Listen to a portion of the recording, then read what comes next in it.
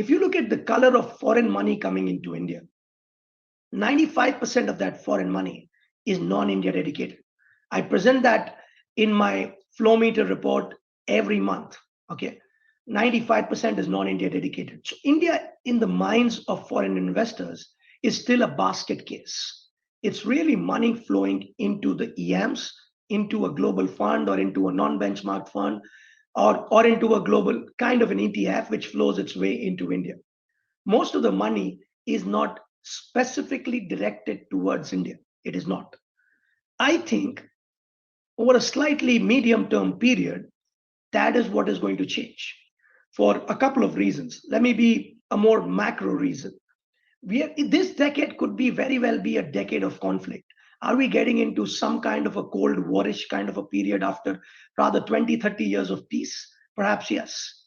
And India is very nicely placed. As long as we can avoid a direct conflict with China, we are rather nicely placed in the sense that US is absolutely, very loud in calling us one of their best friends, and Russia counts us as one of our top friends. So if you were to look at the large economies, that that fine balance that the government has been able to maintain has been pretty, phenomenal.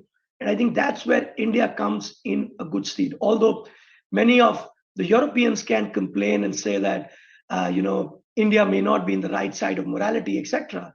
But the fact is that India has been able to balance this really, really well. And that's something which comes and helps India in terms of positioning. So you can worry less about conflicts when investing in India. Okay, that's one. Secondly, to be more specific in terms of market, the depth that India provides. So if you look at the number of stocks which are above $1 billion in India, that's the fourth highest of all markets in the world. The other markets are the US, China, and Japan. Now, US, China, and Japan are not basket cases.